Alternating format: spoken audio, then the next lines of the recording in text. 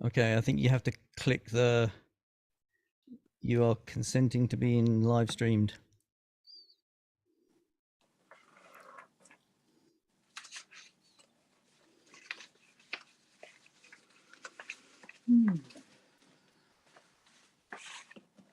Okay, so we are live on YouTube. Good morning.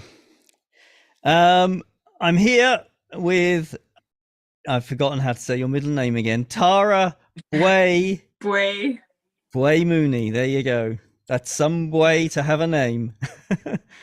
um, Tara is in her studio. I am in the Creative Heartlands HQ, otherwise known as Fab Lab Maker Hub. And we're talking to Tara this morning about her work and how she uses technology really kind of in all aspects of her life and work. Good morning. How are you? Good, thanks, Stuart. Sorry about the Oh, technical issues there. you know, we live in rural Ireland, and so these are always to be expected. So Yeah. exactly, yeah. Still, um, I was, I guess, for people that don't know you, do you want to just give a brief introduction to who you are and what you do? I mean, I could read your bio, but let's hear it from you. You know what, how you describe yourself.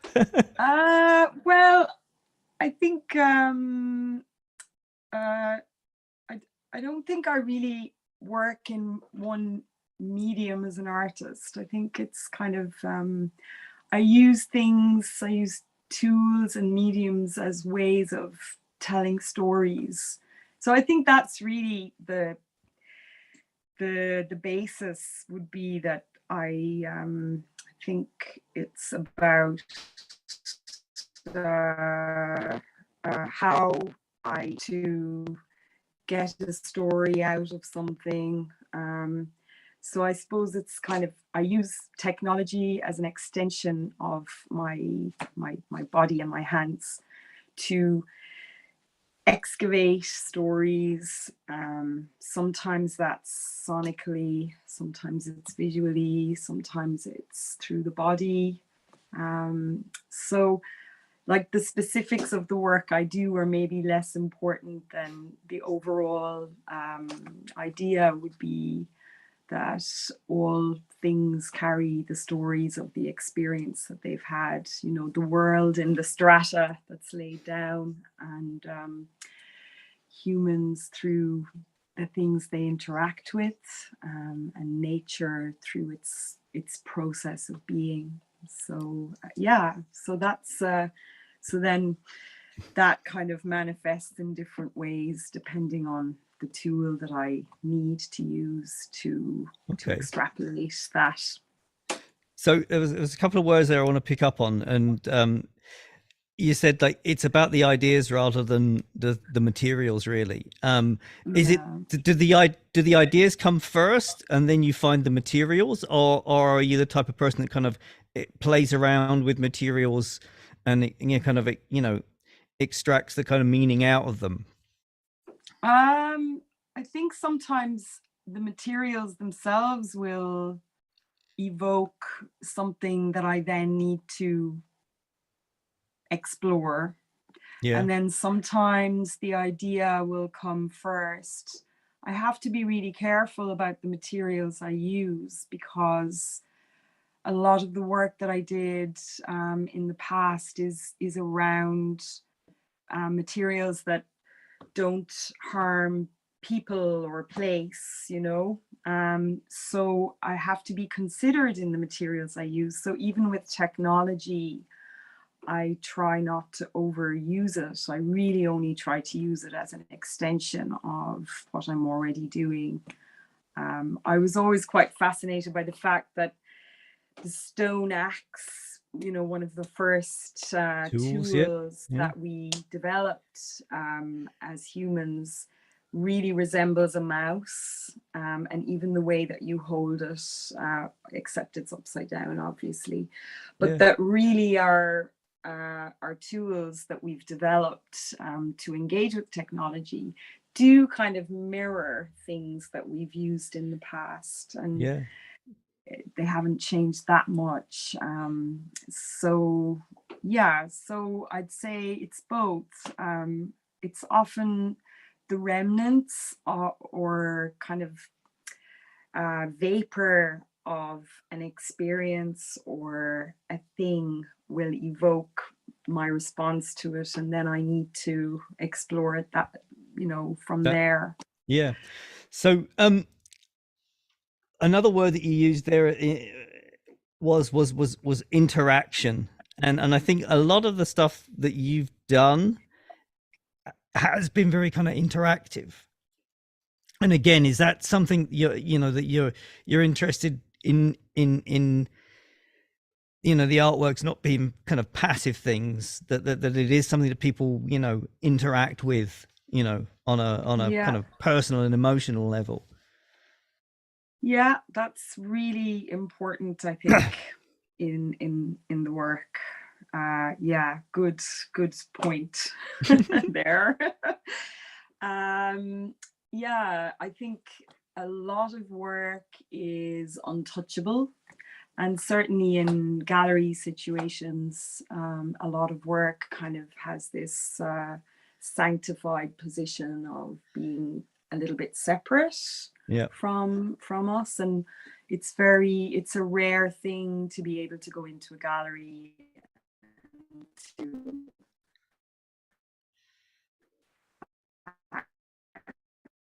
actually embrace a piece of work. One of the projects that I did, which is called Diary of Our Daily Threads, was really it was exploring that, but it was also exploring the process of grief, and how grief can be explored through a garment that's been left behind. So if somebody that has passed away has had a garment that was important to them, and it's gifted to the person who's grieving, or the person who's grieving comes upon the garment, that this can be a link to the person that's deceased.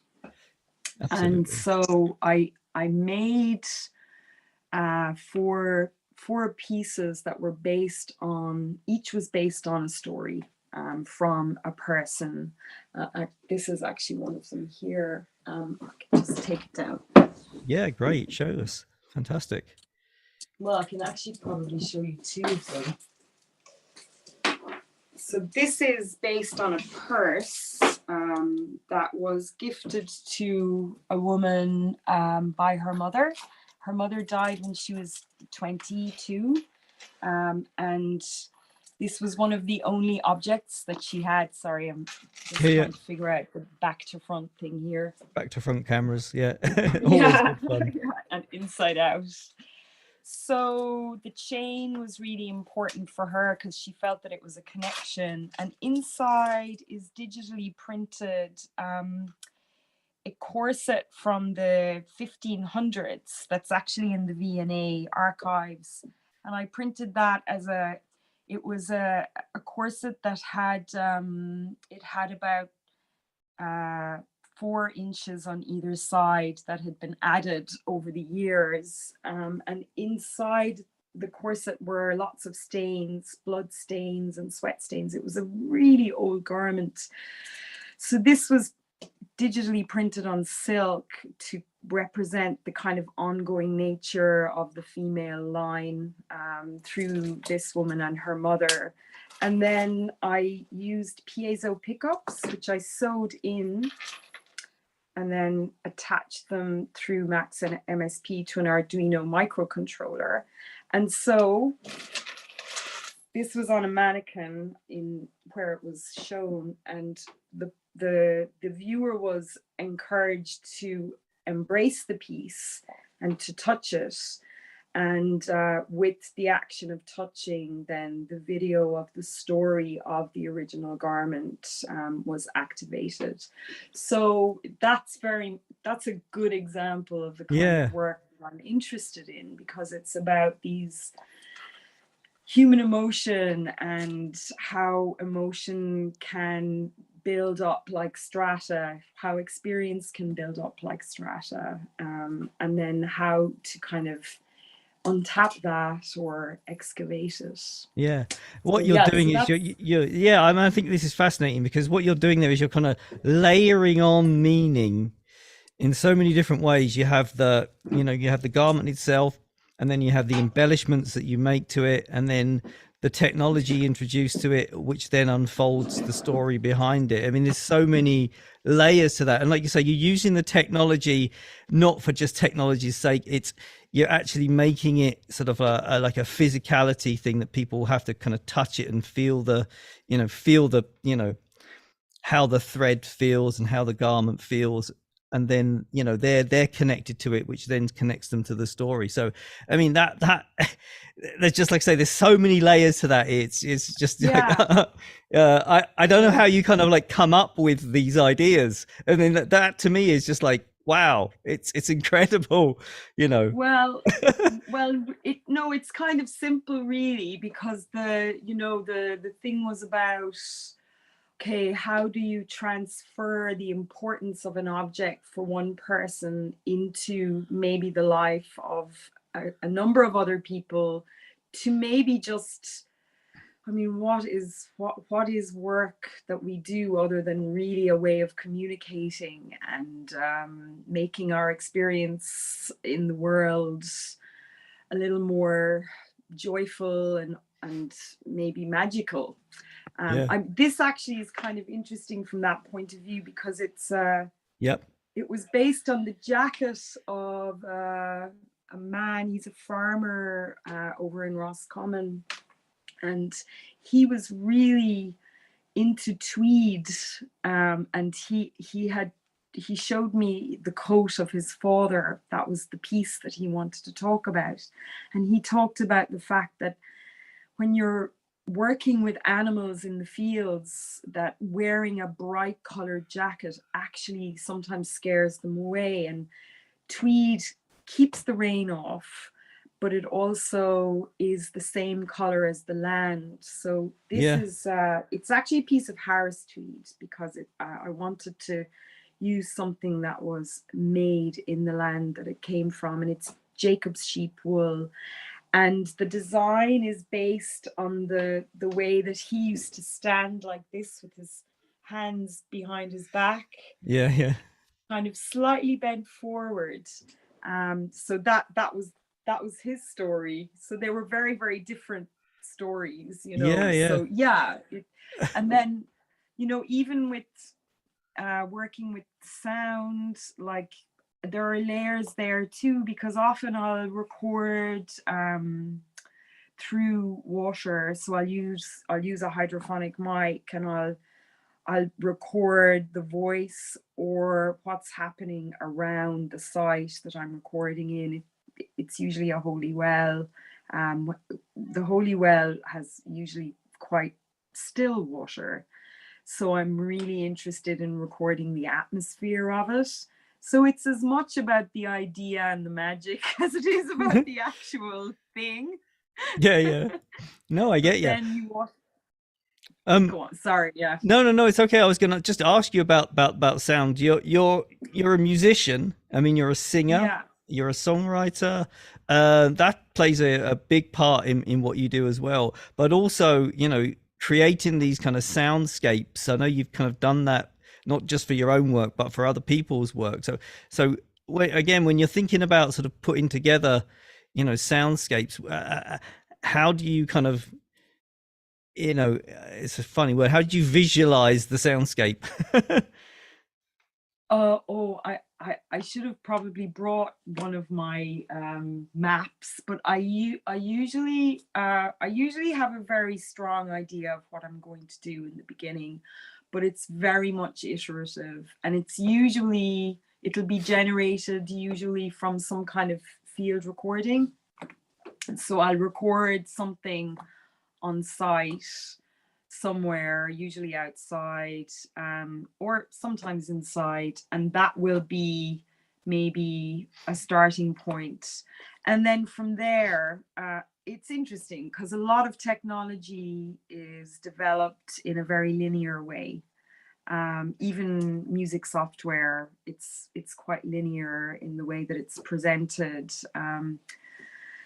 And to work with it, you have to reduce your kind of more, I guess, circular or 360-degree way of living down to quite a linear process, which I really struggle with. So I always draw a map of the music, and it's usually kind of a circular map. Okay. Because a lot of the pieces that I do as well, I work a lot in collaboration, and I really believe that that's a wonderful way to work because Which is kind of unusual in some ways for, you kind of think of the artist as like, alone in a basement or an attic somewhere just working on their own. But like I say, yeah, I think maybe that comes from like your musician background, in terms of being in bands and sort of having to collaborate with people, and that bleeds over into the rest of your work. Would you say that it's that kind of there's yeah, I think I'm also just really interested in people and yeah. in the differences and how different people work, you know. And I think a lot of the time, well, actually, there's an artist, which is how we met. There's an artist who is currently based in Switzerland. Her name is Nazgal, and she's Iranian. And she is a refugee who had to leave her country about 3 years ago. And there's a really interesting thing happening where I think technology is maybe enabling Nazgal's work to enable her to make a living somehow. And that to me is the most beautiful potential collaboration, because it's the work of someone with maybe the system that enables that work to exist in another form that further enables the livelihood. So So I she's a think textile designer, yeah. she's a textile designer. She does everything by hand, and they are jewel-like in their absolute beauty. They're really traditional. They have a lot of traditional Iranian elements with a very, very strong contemporary vision. So we're figuring out a way of capturing these amazing textiles and then printing them so that they can be replicated, but each piece would still have a handmade element. Yeah. But it means that for every piece that she embroiders, which takes 45 hours, Whoa. and Yeah. they're quite small, for each of those, she might actually make back some of the work and time that she's put into it. So it's almost like maybe the parent having, the children, and they're a watered down version of the parents, but they're still very much connected to the children. So it's Yeah. yeah. So again, you know, I when I say quite a lot of the work I would do in collaboration, it's usually because there are different strengths in different people, and if things can be brought together to make things better and stronger, Yeah. and I think it's a wonderful thing that we can do as humans. Yeah. Now, your work in textiles goes back a long way. Just reading through your CV, you spent a lot of time over in India and Bangladesh, and in China, even working in the textile industries over there. Do you want to just tell us a little bit about what you kind of experienced there and how that kind of like informed what you're doing, Yeah, definitely. So, well, I I ended up working in China as a designer for a safety wear and outerwear company. And we developed this little online platform for designing so that the company could go in and design their own garments. But the idea was based on the fact that when you order from China, a lot of the time you have to order maybe 10,000 pieces or 1,000 pieces. And a lot of that material then just gets discarded. It's, you know, especially if nobody's buying it. So it was a way of addressing waste. And it Yeah. was also a way of looking at, I guess, making things with intent. So you only make 5 if you only have an order for 5. And technology can Help. allow that to happen. Yeah. In a way, we've kind of let technology devalue things because we've gone into mass production, but actually technology in another way can really add value to things because you can make really small runs of things and they can be really precious and rare. So I think it's also, we're very pendulous as humans. We kind of go to the extreme of what we can extract and make quickly and get Yeah. from A to B.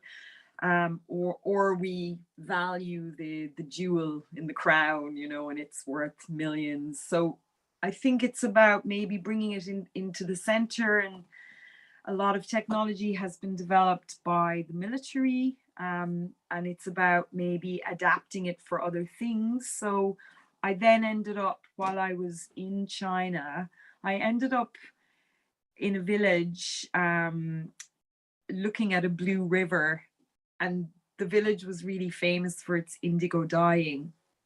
And the river had been one of those river towns where basically all of the houses were built onto the river and everything happened in the river. All the washing, Yeah. all the drinking water came from the river, and the river was completely poisoned. So a French water company had installed one tap in the middle of this river town, and all of the inhabitants had to pay money every year to use this one tap. It was absolutely horrendous. Whoa. And this French company was in a joint venture with the Chinese government, so it was all very much about control. It was about water scarcity, water not being right, even though the people who were living there were just kind of going along with it because they were getting sick from the water. So that was my kind of clang moment that got me looking at pollution caused by the textile industry, and it's pretty horrendous. And then once you start looking at pollution, you start looking at the labor laws. And then Yep. I ended up working in India and Bangladesh, working with women's groups to try and stem the flow of migration from rural areas Yep. where life is quite self-sustaining to the cities where they would end up working in these large textile factories that were pretty much like prisons, as we know from Rana Plaza. So that was quite incredible because it was also, in a way, it was almost like documenting the skills that were in sight in these rural areas before they dissipated and went to the city, where they basically learned how to work in a production line. Yeah. So that's definitely been really informative for me in terms of all of my work, because I think really we're all centered in our own ecosystem, and the ecosystem that we know is the one we should be feeding, and transplanting people the work that I ended up doing around older people moving into care homes is based on the same principle of transplantation of people from a sustainable ecosystem that they're placed in into a new ecosystem where nothing from before goes with them, really means that they'll die. Certainly their souls will die. Yeah. Before their Absolutely. bodies die, so So it's about, is this your work, your because you recently completed a PhD on this, yeah? yeah, and that was really informed by the work I did in Bangladesh, seeing women working in a really sustainable way at home in their environments, and then the minute that they're transplanted, their mental health starts to deteriorate, their family connections start to deteriorate, they lose the ability to feed themselves. And I applied it to older people being moved from their own homes into nursing homes. Yeah. And it was quite amazing. So the elements that I was moving, or that I was exploring in the PhD work, were actually textile objects, because they are inherently sensory. So when you move somebody, you do an inventory of their wardrobe before they move, and you ensure that their most kind of precious garments are moved with them.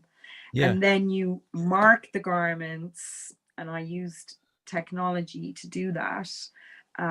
So we did drawings of the person who owned the garment, and by using embroidery, I worked with Amy O'Hara, who has an embroidery machine, which is also wonderful use of technology. Yep. And Amy transferred some of the drawings onto cloth, and then that became a label. So essentially, you're marking the garment with the person, and you're marking the person with the garment by putting a label on the garment, which has the face of the person who owns it, Mm-hmm. and their name and what they do. So if the garment gets lost, there's no doubt over where it should be. It needs to Yeah. be in that ecosystem Just and yeah, not over that one. there. Yeah. So yeah, so that's kind of a good example of how work that I was doing somewhere else then can be applied, can be applied to another situation. And that work could have applications in other areas. I think I could see it working for other marginalized groups as well. Yeah. No, totally. It's really interesting. On technology then, and kind of looking into the future, what technologies are you like hoping to kind of use in the future? Is there anything that's kind of like, getting you excited, saying, I really want to, explore more in this area? Yeah, Is it? definitely. Well, I've just started doing a little bit of work in VR. So Okay. that's really exciting. So that's the virtual world. And again, that's a good example of something that was developed by the military. And it has been used obviously a lot in gaming, but it has massive potential for application in the real world, or in art. So yeah, I'm beginning to work with two people who are based in the UK, and we're developing a project around it's called Memory Lane. Memory That's what lane. it's called. What? That's what it's called provisionally. A, And a walk it's down really memory lane. looking at Memory Lane, yeah, Yeah. looking at breasts.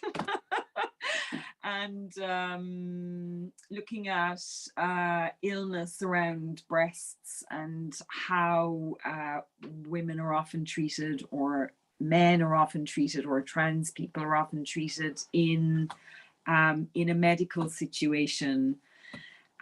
So we're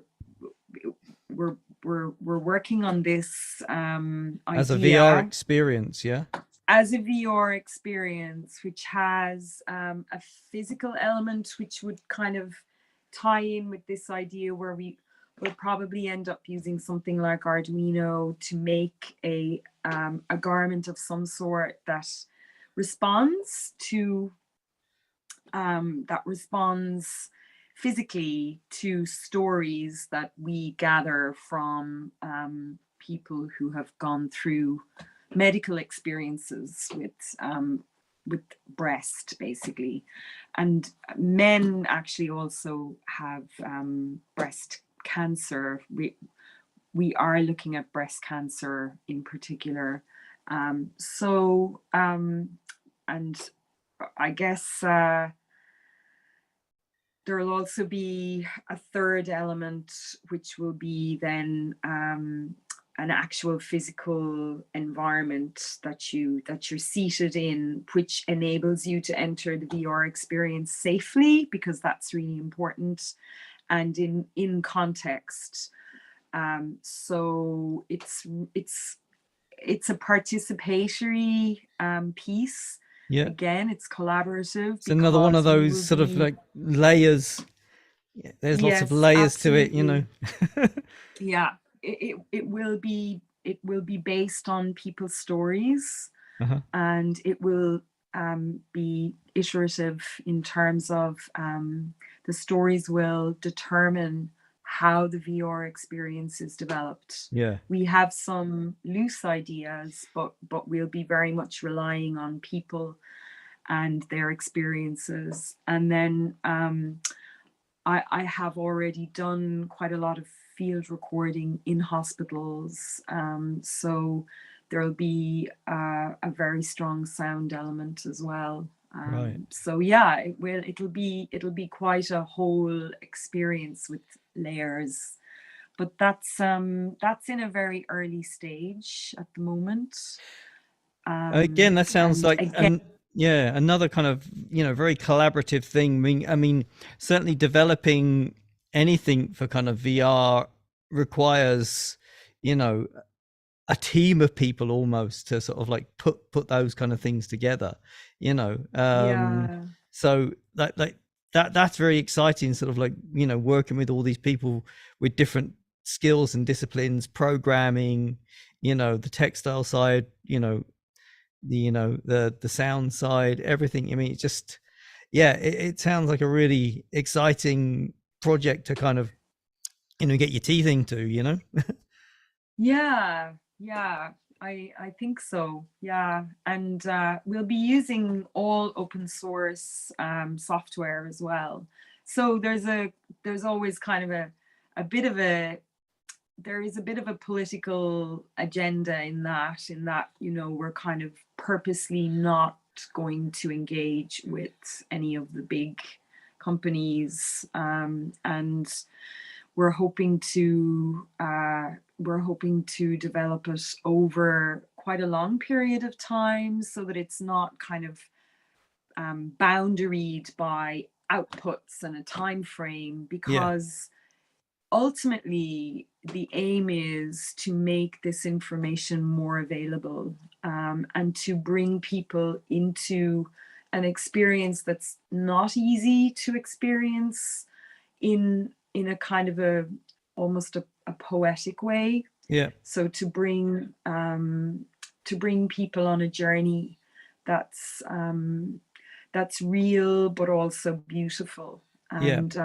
And in that way to enable people to ask questions that are pertinent for the medical institutions that they're dealing with, and to feel empowered within those situations instead of completely disempowered, which is usually what happens. Yeah. So Yeah, there's a big kind of like, educational element to this as well, and sort of like, you know, yeah, disseminating information, but doing it in a, like you say, in a way that is, you know, engaging, that is something that yeah, people kind of like can almost absorb, rather than have to, think about on a, a very, cut and dried way. I find that, yeah, I find that really interesting. You showed me the kind of previous project that this was based upon, um, to do with women's health and the VR experience of that. Yeah, it was fascinating, sort of like, entering into it, and like you say, the stories that you've gathered, um, you know, are a lot more powerful than just kind of like reading facts about, things. So, yeah, and I think that really, when you have all these kind of sensory things accompanied with it, like you say, it just adds so many more, layers of meaning to it. So yeah, it's yeah. exciting. Yeah. Is that the And only I thing you're guess as working well, on? Sorry, no, carry on. Yeah. no, no, I'm working on Mm. another project actually called Egg House, and that's based on, again, it's um, the egg as a subversive women's economy, because in Leitrim and Sligo and in lots of counties in Ireland, there were egg exchanges dotted around the different areas. They were often rural, and women would walk for miles with their eggs that they had, that they had harvested from their own hens, Mm-hmm. and they would bring them to these egg exchanges, and they would exchange them for sometimes textiles, sometimes sugar, sometimes different things, Yeah. and Yeah. money at times. But it was a little system that existed completely outside the world of men. So I'm just very interested in that idea. I'm working with Owen Kilfeather on it and Maggie Kilcoyne, and we were really lucky to be given a residency by the Hawkswell. So Oh, that's lovely. time at the well, which the Hawkswell have given us to develop this. And it's just in development stage at the moment, but it's a lovely project. And It's really again, nice. Yeah. it's based on, there's a certain amount of storytelling in there, which we'll be really using. That'll be a very major part of it. So it's kind of historical as well as just culturally quite interesting. But actually, I was just going to say there about the VR. Uh, I I've always stayed away from it in the past because I felt that it was kind of going into technology almost in a dangerous way.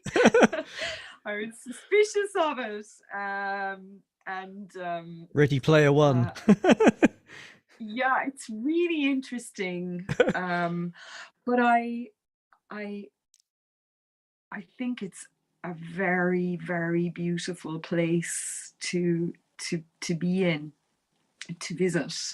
Yeah. In terms, well, certainly as an artist, I used tilt brush. I make line drawings, and they're usually done quite unconsciously. So I kind of work with lines, and it's almost meditative for me. And I went into VR and had a brush. The program I was using is called Tilt Brush. Do you know Tilt it? brush. I do know. Yeah, Tilt we Brush. we, we Yeah. have it here on the VR headsets in the Fab Lab / Creative Heartlands. Oh, okay. Okay. Well, it's an incredible experience. If you can, if you can kind of be unfettered by your own self-consciousness, which is really hard. Yeah. I'm just trying to figure out if I move that way. Yeah, if I move That's that it. way, it's better. So basically, I went in and I had my brush in my hand, and again, you know, the act of drawing on a piece of paper, of course, it's an embodied act. Um, but the minute that you go into something like Adobe, or you know, the minute that you start to draw maybe an Illustrator or something like that, it's quite a different experience. Again, you know, it feels quite linear. But in Tilt Brush, in the VR world, having a brush and being really free with the lines was an incredible experience, because I realized that I could walk around my drawing. I could create a drawing that occupied space in a circular way by moving my body in 360 degrees and drawing around myself. Yeah. And then I could dip under the drawing Yeah. and create another little pod of things in another place. And then I could push them into the sky. And it was quite incredible. Yep. So yeah. So Yep. I'm really excited about working in this world, because I feel that it's a really enabling place. Once you get beyond the fear of putting a giant thing on the front of your head and Yeah. looking Yeah. like an alien. Exactly. Yeah. Yeah. Exactly. Yeah. Yeah, like one of the workshops that we got planned for the autumn winter schedule with Creative Heartlands is kind of like, you know, sculpting in VR, or sort of, you know, painting, you know, in VR, to just give people that experience. Because when, you know, like you say, it's such a kind of like a you know, a mind altering experience when you first go into that environment, and you just, like say, pick up a paintbrush and you're sort of like literally drawing in the air and you can walk around it. It's just you Yeah. know, it's so liberating, like you say. I think that was the word you used, you know. So yeah, Yeah. we want to try Yeah. and give more people that kind of experience. So that'll be one of the workshops we'll be running in the not too distant future. Listen, Tara, taking up far too much of your time this morning. Thank you very much. Where can people find out about you and your work? Where are you on the interwebs and the social Uh, medias? oh yeah. Well, I'm Tara Boy Mooney on Instagram, and I have a WordPress site which is really old, so I'll have to update it now Yeah. after this. But Tara Boy Mooney will find me. Yeah, Baoth Okay, that's the one I had is trouble the with. unpronounceable bit. Yeah, Yeah, fair enough. yeah, yeah. Thank you Um, so much, Stuart. no worries. And just lastly, are you doing any singing lately? Are you doing any music? Can people come and see you perform? Well, we'll be performing. Um, I I'm working with two fantastic artists, Rian Trench and Diarmid McDiarmid, and we're doing a little residency in the Sculpture Centre. But we'll be doing a gig on the 20th of this month in Serious Business, which is a basement game shop in Sligo town. Okay. And yeah, so we'll be playing there as Rune, RU for the N.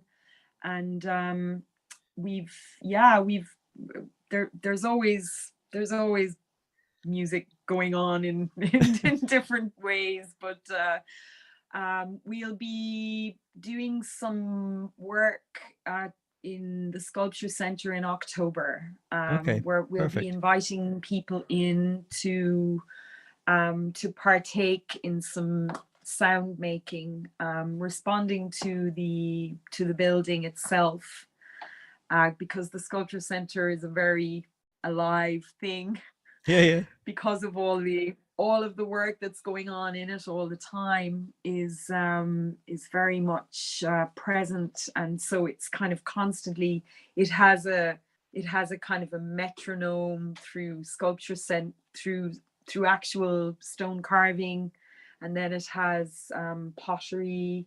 There's a lot of metal work going on there, Yep. And so we're collaborating with it in a kind of a sound and visual way over the next little while, and then in October we'll be inviting people in to collaborate with us with it. Brilliant. So yeah, so that's Fantastic. yeah, that's Okay. nice. Well, that's just something to look forward to, and we'll be promoting that on Creative Heartlands channels for you in the future. So, Tara, listen, thank you very much for doing our very first Conversations with Artists live stream this morning. And Sorry about I the will. old No, it's okay. connection. The old The tech stuff. It difficulty. always gets you down. Yeah. That old Anyway, chestnut. Yeah. good to see you, and Oh, see you oh yeah. soon. Just to say, actually, Yeah.